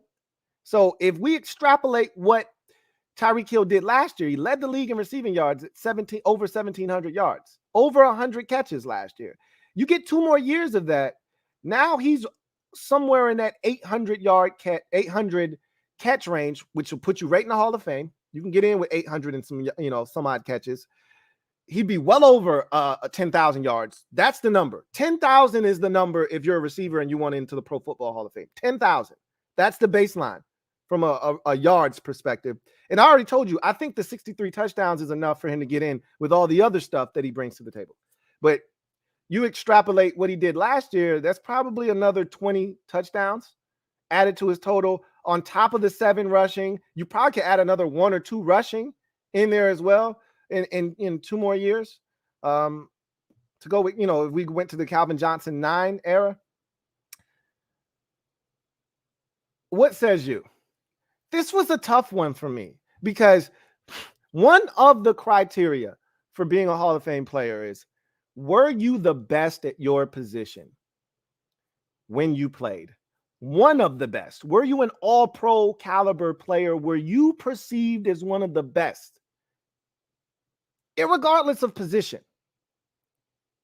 during your era, your time in the league? The answer is a resounding yes for Tyreek Hill. I can't tell you how many times he's been an all-pro. Gotta be multiple times now. Gotta be at least 2, I'm guessing 3 times in 7 years. If Patrick Willis, and I get it, different position, I'm assuming, and I don't know how many years Patrick Willis played. I'm going to guess 7. I'm going to guess he played roughly 7 years. Don't know. Could have played 8, could have played 9. I'm going to guess 7. I don't know how many years Luke Kuechly played. I don't think it's 7. I think it's probably more like 8 or 9. But if it's 7, is Luke Kuechly not getting in the Hall of Fame? Is Patrick Willis, isn't he already in? I'm just saying, if Tyreek Hill were to retire today, I'd think long and hard about it. They've let some dudes in that I didn't agree with, who were never at the level of Tyreek Hill. Now, this isn't a discussion that we have to have because he's going to play another 3 years. But I thought it was an interesting conversation. Let's go through the comment section real quick. I do have a super chat here and I'm going to get to. Ty the Guy, thank you for the super chat. Greatly appreciate you. Thank you for being a member of the MOBB, who writes, any thoughts on why you think Cam thinks he deserves a job? How can you put out a list of people you are willing to back up when you don't got a job? Imagine being unemployed and being picky on who you want to work for. So at this point of his career, I can say this, Ty. At this point of his career, Cam Newton, now to your point, let's start with your point. Bro, you're trying to get back in the league. Nobody wants you, clearly. So who are you to start picking and choosing your destination as to what you would be willing to do, who you would be willing to play for, and who you would be willing to back up? You should just be happy if a team even called you for a workout. That's probably where you're coming from. You're not wrong. However, Cam Newton was once a league MVP. And I got to tell you this.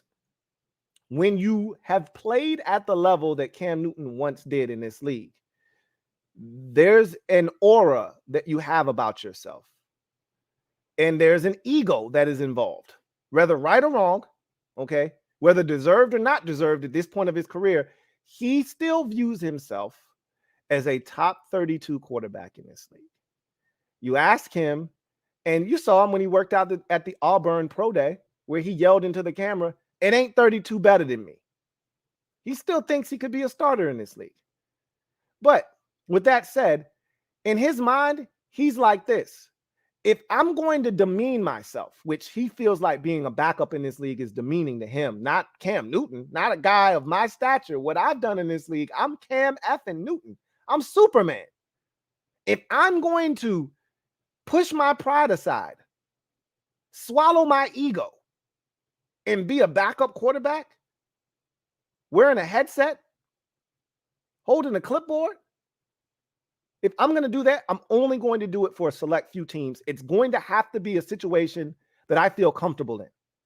Someone that I don't mind playing for as a coach because I respect them, and a quarterback that I wouldn't mind mentoring because I think that guy has some talent. That's what I think he's thinking. Or he could be thinking, I only want to go to situations where I think there's a chance this guy could stink and I can get on the field. And I haven't seen the list, but if you're telling me Washington was one of those places, there could be a rapport there with him and Ron Rivera. So that could be one of the reasons he chose Washington.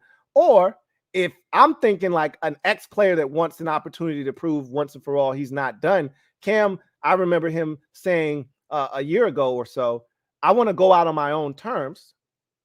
If that's the case, then you need to go somewhere where there's a chance you can play. Everybody thinks Sam Howell is going to stink. That's why you got way too early mock drafts for next year with Washington in the mix for Caleb Williams. You've got people that think Washington's going to have one of the worst records in football this year. They're only doing that because of Sam Howell. Not because of the rest of the roster, but because they don't think we have a quarterback. And that's, again, to each its own. I'm not here to tell anybody how they should or shouldn't feel about Sam Howell. But what Cam Newton's probably taking, and I'd take a guess. I haven't seen this list that you speak of, but if it's 4 or 5 teams long, I guarantee you it's 4 or 5 situations where he thinks there's a chance he can get on the field. Highly doubt that one of them is in Kansas City behind Patrick Mahomes with Andy Reid, right? Right? I doubt one of them is in Los Angeles with the Chargers behind Justin Herbert, or in Cincinnati behind Joe Burrow, or even in Buffalo, which would actually be a better fit for him, behind Josh Allen. I'm pretty sure it's 5 teams with situations that are less than ideal that he thinks, hey, I'm 1 or 2 plays away from being on the field, which if you're a backup quarterback, that's any spot. You're 1 play away from being on the field. But in his case, I'm 1 or 2 bad games away from being on the field, whether that guy gets hurt or not. That's my guess, but I could be wrong. And it could be situations where he just wants to be comfortable. I'm at this point in my career. If I'm going to back up, if I'm going to swallow my pride, put my ego aside, it's got to be somewhere where I'm comfortable. That could be it too. I think it's the former, not the latter. I think he would want to go places where he think he could get on the field. Got another super chat. This one is from Big Money Sonny, my guy. Big Money Sonny. Thank you for the super chat. Greatly appreciate you. Thank you for being a member of the MOBB, who writes, crack is whack, Lou. Stop it. All I did was throw out a scenario. That's it. All I did. I didn't say he would be a lock Hall of Famer. I just threw out a scenario. All right. So let's see. Big Money Sonny says, no, he's not. He was definitely one of a kind, but not a Hall of Famer. HHC Lunar says, not right now. Frankie Yo writes, Sterling Sharp would need to get in before him. I would agree with that. Totally agree with that. If he were to retire right now, Sterling Sharp probably would need to get in before he does.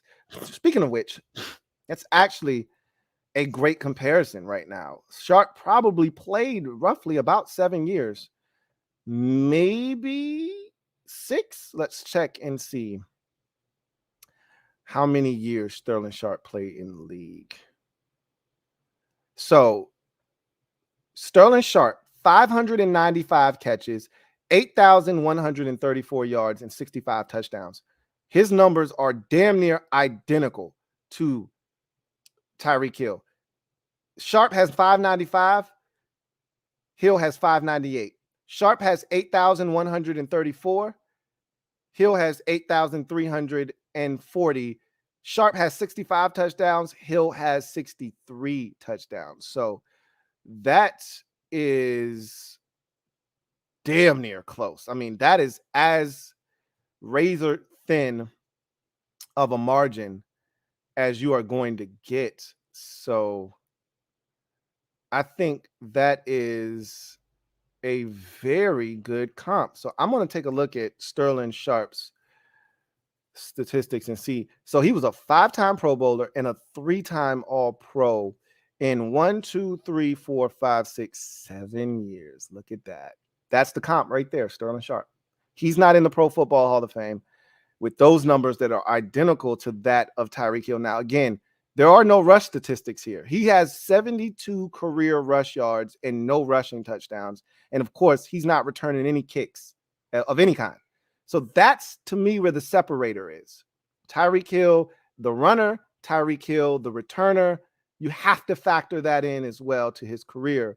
But wow, Sterling Sharp, 5-time Pro Bowler, 3-time All-Pro. How many times is Tyreek Hill? Let's go to Tyreek Hill and see how many times he has been an All-Pro and a Pro Bowler at this point of his career. 7-time Pro Bowler, 4-time All-Pro. So I think there's a conversation to be had there. I still think Hill might get in before him.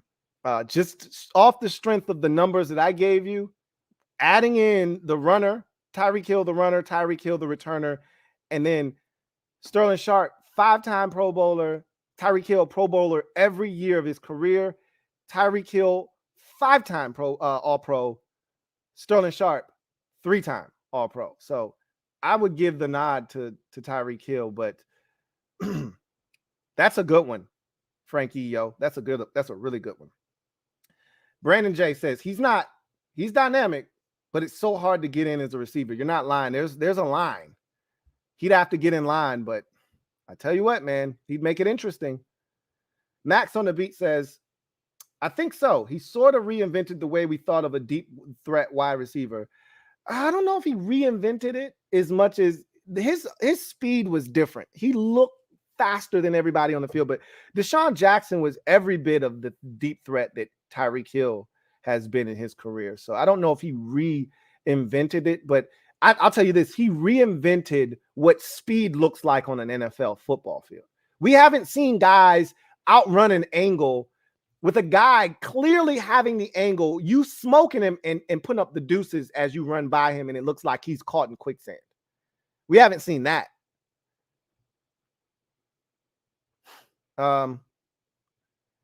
Let's see. Max on the beat. Thank you for the super chat. Greatly appreciate you. Who writes, I'm not very knowledgeable on your Commanders, but what position are you guys targeting at 16, and what do you think for the rest of the division? It's hard to say. The board is going to ultimately speak to what is done for Washington. I can tell you of the positions that make the most sense, offensive line, cornerback, and I wouldn't be surprised if a defensive end is something that they consider. Again, you can't re-sign both Chase Young and Montez Sweat, and I wouldn't be surprised if a defensive end that they really like falls to them at 16. I wouldn't be shocked if they pulled the trigger. But I think the two positions that make the most sense for them clearly are offensive line and cornerback. And I think a dark horse for a lot of people is tight end. I just don't see them spending a first-round pick on a tight end. I think it's one of those two positions or trade back. And then other positions may come into play if you trade back. But I think the two positions that if they stand pat at 16, offensive line, tackle, guard, it really doesn't matter. They can use one of each, or cornerback. As far as the rest of the division goes, again, it's going to be really interesting to see what everyone decides to do. The Eagles have 2 first-round picks, so no telling what they decide to do. They could do whatever they want. They could take a defensive lineman. You know, if Jalen Carter falls, if I'm the Eagles, to hell with all that shit y'all talking about. I'm taking him at 10. Pair him up with his old Georgia buddy and see if they can't recreate some magic there. The Eagles could easily go in a multitude of directions. We all assume, oh, they're good at corner. They don't have to be. You know, they lost a lot in that secondary. You look at the rest of their football team, they moved on from Miles Sanders. They could easily go running back. You wouldn't do that at 10, but they could easily do that at 20, at 30, if they wanted to go running back. So a lot of options on the table for the Eagles. They could go linebacker too. I don't think they will, right? Especially not at 10, but at 30, it's on the table. Giants, I think they have to be looking at receiver. I just feel like they did some stuff in free agency. I don't think it's enough, but you don't have to go. For me, corner is the first thing the Giants need. Above all else, corner is the first thing they need. I'd be taking a look at receiver, but you can get one in the second round. But this isn't the draft. Unless Jackson Smith and Jigba is there at 25 for the Giants, I'm probably looking at corner. Now, if all the corners are gone that I'm interested in, then you take one of the receivers. But to me, those are the two biggest positional needs for the Giants as we sit here. And then Dallas, again, they could go running back with Bijan Robinson. There's no more Zeke Elliott, right? We'll see what happens.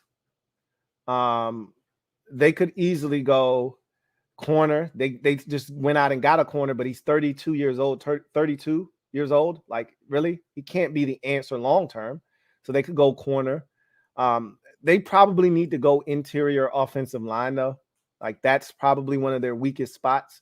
But I wouldn't rule out interior defensive line either. But I think they've always been a build from within type of team. I think that interior offensive line makes a lot of sense. They just lost Connor McGovern in free agency. I could see them going offensive line. Remember, they were playing around with the offensive line last year. They had to go to 40-some-odd-year-old Jason Peters. Like, you don't want to keep having to do that shit, right? So I think offensive line is probably a safe bet for the Cowboys, but I wouldn't rule out corner. I wouldn't rule out running back. I wouldn't rule out interior defensive line. I wouldn't rule out any of those positions with Dallas.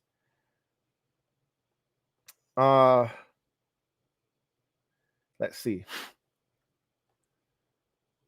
All right. Let's get a couple more comments and then we'll get out of here. I'll give you my answer and I'll get out of here. Let's see. Where were we? HHC Lunar says, not if Andre Johnson isn't in. Just Andre says, not now, but in 3 years, maybe. In 3 years, he's definitely a Hall of Famer. There's nothing to talk about. If assuming that he keeps on the trajectory that he's on right now, that's not even a discussion in 3 years. Command the Room says, put Sharp in the Hall of Fame before him, LOL. You can make a case for it. I think Tyreek's case is stronger than that of Sterling Sharp's, though.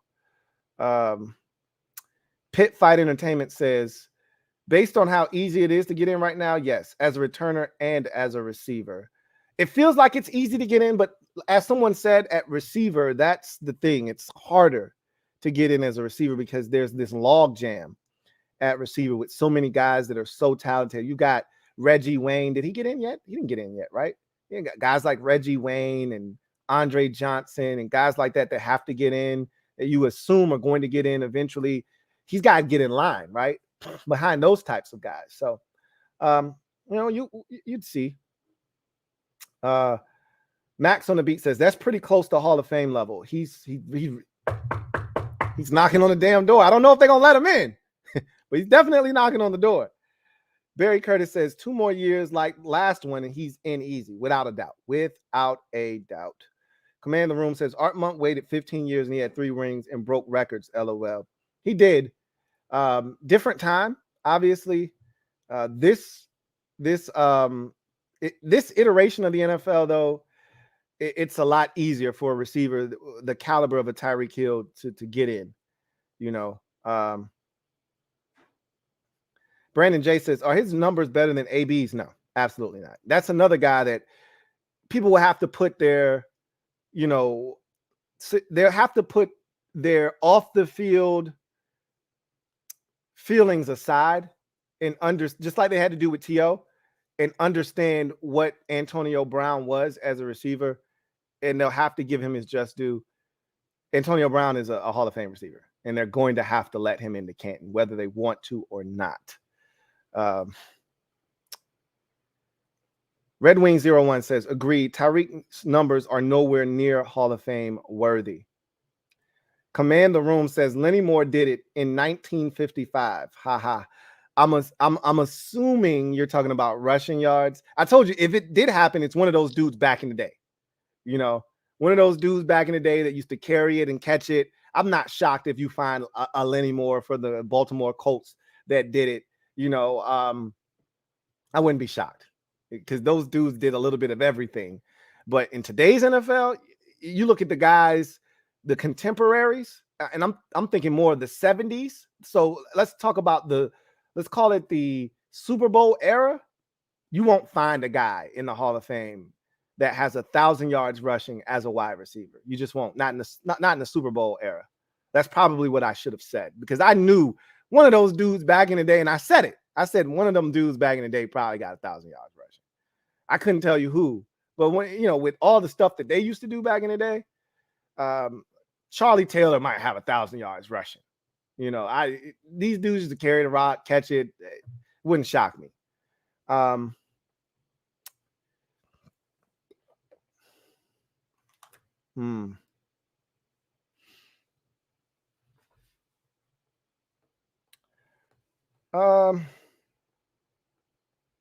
Big Money Sonny, thank you for the super chat. Greatly appreciate you. Double up. Thank you for doubling up.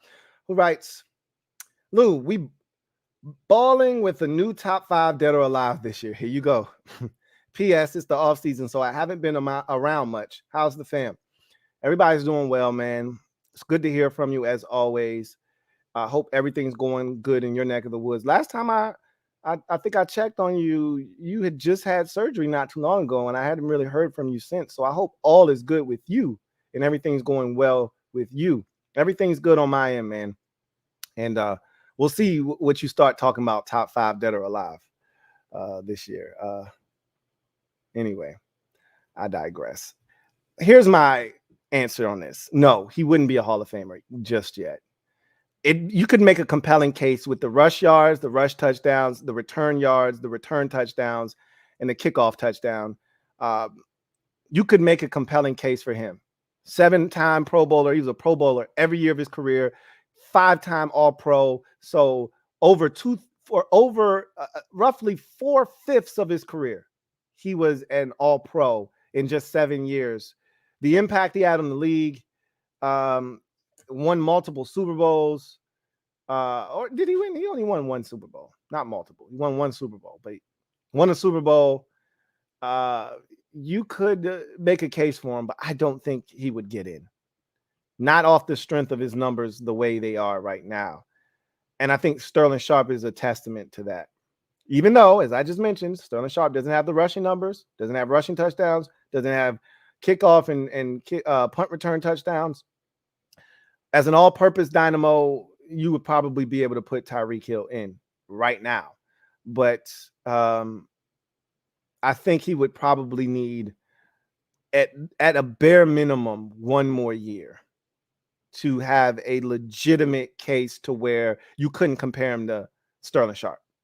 1 more year, separate himself from Sharpe, get over 9,000 yards receiving, get over 600 yards or 600 catches, get over 70 touchdown grabs, and then I think he'd get in.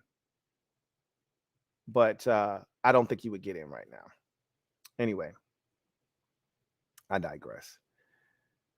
So that's going to do it for me, your man, Louie T. I thought that was an interesting conversation to have with you guys. And it seems like you guys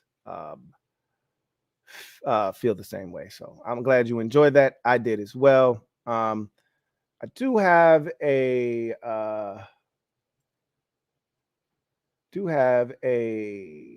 comment here